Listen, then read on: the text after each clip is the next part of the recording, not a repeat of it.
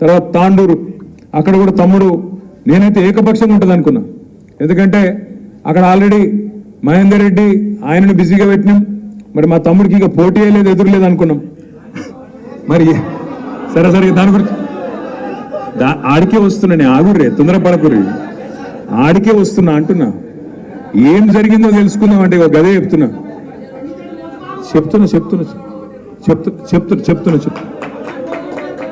Scene నన్ను చెప్పని, నువ్వు మాట్లాడుతుగా సీను మళ్ళీ నన్ను చెప్పని. జరిగింది ఏంటంటే కరెక్ట్ మాట, అది ఇంటి దొంగను ఈశ్వరుడు కూడా పట్టలేడని పెద్దలు చెప్తారు. మనమేమనుకున్నాం, పట్నం మహేందర్ రెడ్డిని మంత్రి చేసినాం కదా 3 నెలల ముందు, కూర్చుంటాడేమో, ఆయన లొల్లి పెట్టాడేమో, ఆడ ఆనంద్ ఓడగొట్టాడేమో, ఈడ రోహిత్కు సహకరిస్తాడేమో అనుకున్నాం. ఆయన ఏం చేసిండు, ఆయన అచ్చంగా అక్కడిని అడ్డబెట్టి, సునీతమ్మ కూడా ఆడిని అడ్డబెట్టి, ఇద్దరు కూడా పార్టీలో వండుకుంటూ పక్కకెళ్ళి వెన్నుపోటు ఒడిచి మన నాయకులు వేదిక మీద కూర్చున్న నాయకులు ఓడిపోయినంటే కారణం మన వాళ్ళే కారణమైన మాట అక్షర సత్యం. సరే సరే నీకు దండం పెడితే ఆగురా పోయి, ఇక నేను ఎవరబడితే నువ్వు ఆడెవరబడితే ఎవరికి పడుతుంది కావు. నువ్వు చెప్పింది నేను చెప్పబడుతుంది, నేను అలాగే చెప్తున్నాను. నేను అనేది ఏంటంటే జరిగింది, మోసపోయినాం, జరిగింది. తర్వాత గమ్మత్ ఏంటంటే ఎలక్షన్ అయిపోయింది, సరే ఓడిపోయినాం, 39 మంది గెలిచినాం. నాకు అందరికంటే మొదలు ఫోన్ చేసింది ఎవరు ఎరికైనా, రంజిత్ రెడ్డి అన్నా, అరే నీకు దండం పెడితే ఆగురా, నీ కోపం అంతా ఆగబట్టుకొని జ్ఞానేశ్వర్ అన్న గెలుపులో నూకురా పోయి నా మీద ఎందుకు లొల్లు పెడుతున్నావు, నేనే చెప్పబడితే నువ్వు చెప్పేది ఆగు. ఇప్పుడు ఫోన్ చేసిండు, ఫోన్ చేసి అన్నా ఏదేమైనా సరే మనం ఇక అడ్వాన్స్గా పోవాలి ఎన్నికలకు, కాబట్టి నువ్వు ఫస్ట్ మీటింగ్ నాదే పెట్టి చేయలేదు, పెట్టి వెంటనే నన్ను డిక్లేర్ చేయు, నేను పనిలో పడతా, పని చేస్తా, మళ్ళీ మనం గెలవాలి, మళ్ళీ చేవెళ్ళకి వెళ్ళే మొదలు కావాలన్నాడు. నేను అక్కకు అందరికి ఫోన్ చేసిన, ఎమ్మెల్యేలకు గాంధీకి అందరికి ఫోన్ చేసి ఇక్కడనే భవన్లో మీటింగ్ పెట్టి ప్రెస్ వాళ్ళకు కూడా చెప్పమన్నాడు. అన్న చెప్పన్నా జర ప్రెస్ వాళ్ళకు క్యాండిడేట్ నేనేం చెప్పు, ఏమైనా అనుమానాలు ఉన్నాయేమో జనంలా అన్నాడు.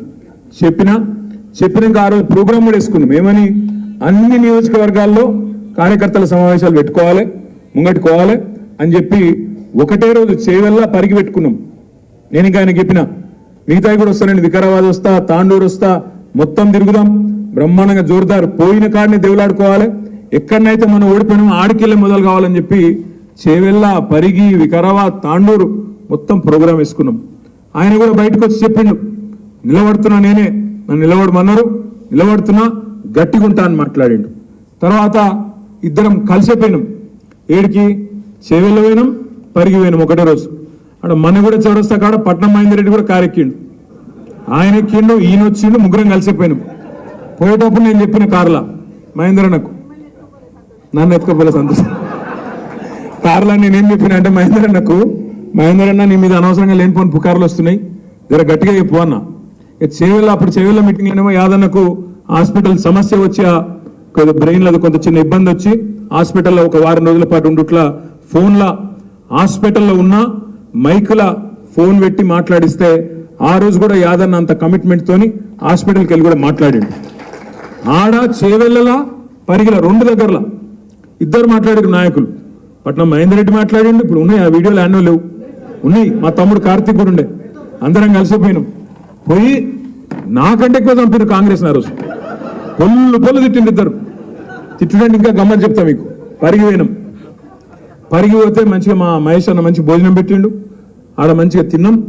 తిని ఆడ భోజనం అయిపోయినాక మీటింగ్ పోయినాక మొత్తం ఒక 4-5 వేల మంది ఉన్నారు, హాల్ నిండా బ్రహ్మాండంగా పరిగిలో ఉత్సాహంగా ఉండే. ఆడ పోయినాక నేను మహేందర్ అన్నతో అంటే ఇంతకుముందు కారులో చెప్పిన చూడు ముచ్చట, అది చెప్పు అన్న. చెప్పమంటే మహేందర్ అన్న లేచి, ఇగో నా మీద పుకార్లు వస్తున్నాయి కాంగ్రెస్ లో కొత్త అని, నా ఒక్కరి మీదే వస్తలేవు, రంజిత్ రెడ్డి మీద కూడా వస్తున్నాయి. ఆయనను కూడా ఇరికిచ్చే ఈయన పక్కకెళ్ళి లొల్లి పెడుతుంది. ఈయన నా మీద ఎందుకు చెప్తున్నాను, నేను నా మీద పుకారుందా, ఈయన లొల్లి. ఇద్దరు నామగట్టిన లొల్లి పెట్టుకొని ఆస్కర్ అవార్డు గెలుస్తారు చూడు, దానికంటే ఎక్కువ యాక్టింగ్ ఇద్దరు. నేను ఓతలేనంటే నేను ఓతలేను, నేను మంచోని అంటే నేను మంచోని, నేను పిచ్చోళ్ళకి ఇద్దరు నమ్మిన. ఏం చేస్తాం, నమ్మి ఇద్దరు అద్భుతమైన స్పీచ్లు ఇస్తే గెలిచిపోయినాం. ఇంకేముంది, మళ్ళా పార్లమెంట్ గెలిచిపోయినాం అనుకున్నా. నేను చూస్తే 15 రోజుల తర్వాత సీన్ కట్ చేస్తే ఈయన మల్కాజ్గిరి అభ్యర్థి, ఆయన చేవెళ్ళ అభ్యర్థి కాంగ్రెస్.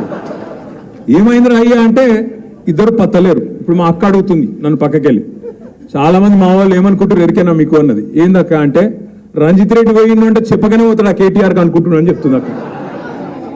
నాకు చెప్తే పార్టీలకి వెళ్ళి నన్ను పోనిస్తానా? ఎట్లా పోనిస్తా నేను? ఇంకొక మాట మాత్రం మా తమ్ముడు ఆనంద్ అన్నాడు, ఇక మిగతా మిత్రులు కూడా అన్నారు. ఒక మాట మాత్రం నేను మీకు ఇస్తున్నా. నేను 2018లో ఆనాడు విశ్వేశ్వరరెడ్డి గారు ఆ రాజకీయాల్లో లేనప్పుడు రాజకీయాల్లోకి పట్టుబట్టి తీసుకొచ్చింది నేను. ఆయన ఇంటికి పోయి 14లో ఆయన ఇంటికి పోయి నువ్వు రావాలా, నీలాంటి చదువుకున్న వాళ్ళు కావాలి రాజకీయాల్లో అని తీసుకొచ్చిన. ఆయనకేం పుట్టిందో 18లో ఆయన జంపు, ఆయన కాంగ్రెస్లోకి పోయిండు. ఆ రోజు మళ్ళీ చెప్పిన నువ్వు ఇలా కాంగ్రెస్లో కూతున్నావు, చేవెళ్ళ ప్రజల చైతన్యాన్ని తక్కువ అంచనా ఇస్తున్నావు, ఓడిపోతావు, నువ్వు రాసి పెట్టుకో అని చెప్పిన. ఓడగొట్టి ఆ రోజు మీరే గట్టిగా బుద్ధి చెప్పి ఆనాడు విశ్వేశ్వరరెడ్డిని ఇంట్లో కూర్చోబెట్టిండ్రు. 2018లో ఆనాడు కొత్త అభ్యర్థి అయినా మీ జిల్లాకు సంబంధం లేకపోయినా కేసీఆర్ గారు నిర్ణయం తీసుకున్నారు కాబట్టి ఆనాడు డాక్టర్ రంజిత్ రెడ్డిని తీసుకొచ్చి ఎంపీకి నిలబెడితే, సరే కొత్తోడైనా కేసీఆర్ పంపిండు కదా, గులాబీ కండువా కప్పుకున్నాడు కదా, కేసీఆర్ మనిషి కదా అని చెప్పి మీరందరూ ఆశీర్వదించి రంజిత్ రెడ్డిని గెలిపించిండ్రు. మరి ఈరోజు రంజిత్ రెడ్డి గారు చేసిన ద్రోహం బాధ ఎక్కడ అనిపిస్తుంది అంటే, ఎవడో బయటవాడు మోసం చేస్తే బాధ అనిపించదు. నీతోనే నీడలాగా తిరిగి, నీతోనే 24 గంటలు ఉండి, నీ పక్కనే కూర్చొని, నీతోనే అన్ని మాటలు చెప్పి, అన్ని మంచి మాటలు చెప్పి, కష్టకాలంలో ఉంటామని చెప్పి మాటిచ్చి అక్కడ కేసీఆర్ గారి కూతురు అరెస్ట్ అవుతుంటే ఇక్కడ నవ్వుకుంటూ తుమ్ముకుంటూ ఇద్దరు పోయి కండువా కప్పుకునే దృశ్యం ఏదైతే ఉన్నదో తప్పకుండా దానికి బదిలా తీసుకోవాల్సిన బాధ్యత మన మీద ఉన్నది అనే మాట నేను మీకు విజ్ఞప్తి చేస్తా ఉన్నా. రాజకీయాల్లో అధికారం ఎవరికి శాశ్వతం కాదు, అధికారంలో శాశ్వతంగా ఎవరు ఉండరు. కానీ అధికారం పోంగనే ఆగమాగమైపోయి ఇవాళ తమ ప్రయోజనాలు, తమ స్వీయ ప్రయోజనాల కోసం ఇవాళ అవతల వైపు పోయి పోవడమే కాకుండా ప్రజలను మోసం చేసే కార్యక్రమం. ఆయన మొన్న రంజిత్ రెడ్డి ఒక సోషల్ మీడియాలో ఒక పోస్ట్ పెట్టిండు. చందన్ వెల్లినట రంజిత్ రెడ్డి మొత్తం పరిశ్రమలు తెచ్చిండట, యాదయ్య గారి సహకారం లేదట, యాదయ్య గారిది ఏం లేదట, మా తమ్ముడు అవినాష్ రెడ్డిది ఏం లేదట, మొత్తం రంజిత్ రెడ్డి పట్టుకొచ్చి అక్కడ పరిశ్రమలన్నింటినీ పెట్టించిన అని చెప్పి సోషల్ మీడియాలో చెప్పుకుంటా ఉన్నాడు. ఇంతకంటే సిగ్గుచేటు ఇంకోటి ఉంటుందా? దయచేసి మీరు ఆలోచించాలని కోరుతా ఉన్నా. ఇంకొక మాట కూడా నేను మీకు విజ్ఞప్తి చేస్తా ఉన్నా.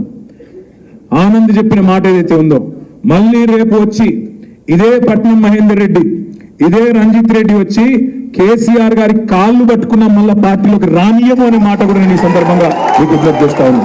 వాళ్ళకు తప్పకుండా బుద్ధి చెప్పవలసిన బాధ్యత మన మీద ఉన్నది. వచ్చి కేసీఆర్ కాళ్ళు పట్టుకున్న మళ్ళీ అధికారంలోకి వచ్చినాక వాళ్ళని మాత్రం మళ్ళీ రానిచ్చే ప్రసక్తే లేదనే మాట కూడా నేను మీకు విజ్ఞప్తి చేస్తా ఉన్నా.